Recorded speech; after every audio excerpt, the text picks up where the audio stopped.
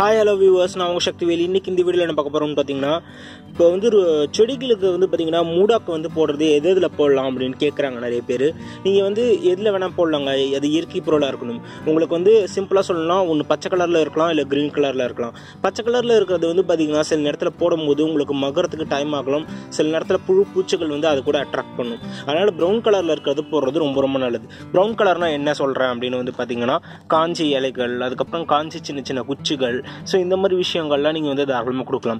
பச்சையாக இருக்கிறது வந்து பார்த்தீங்கன்னா ஆலோவேரா, அதாவது கத்தாழை வந்து சின்ன சின்ன பீசஸாக கட் பண்ணி அதை டைரெக்டாக போடலாம். அதனால புழுக்கள் பூச்சிகள் எதுவும் வராது, அது ரொம்ப சேஃபானது. அதேமாரி வேப்ப இலைகள் வந்து பச்சையாக இருக்கும்போது கூட போடலாம், அதில் வந்து பூச்சிகள் எதுவும் பெருசாக வர்றதுக்கு வாய்ப்பு இல்லை.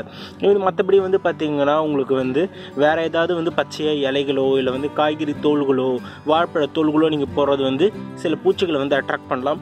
பட் இருந்தாலும் எனக்கு பூச்சிலாம் அந்தளவுக்கு வராது அப்படின்னு இருக்கிறவங்க கண்டிப்பாக அதையும் போடலாம். இப்போ நான் கூட வந்து பார்த்தீங்கன்னா இந்த மாதிரி தர்பூசணி வந்து இருக்கிற தோலை வந்து கட் பண்ணி சின்ன சின்ன பீசஸாக வச்சுருக்கேன்.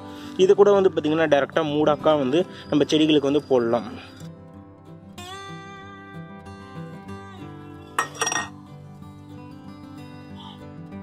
ஸோ இது வெயிலில் வந்து உங்களுக்கு பார்த்தீங்கன்னா ஒரு நல்ல ஒரு மூடாக்கா இருக்கும். அதே சமயத்தில் வந்து பார்த்தீங்கன்னா உங்களுக்கு எந்த ஒரு பூச்சி தொந்தரவுகளும் வராமல் இருக்கும்.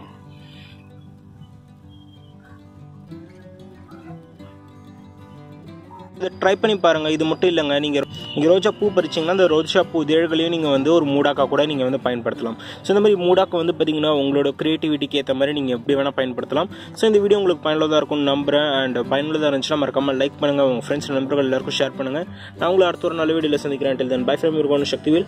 Have a happy gardening day.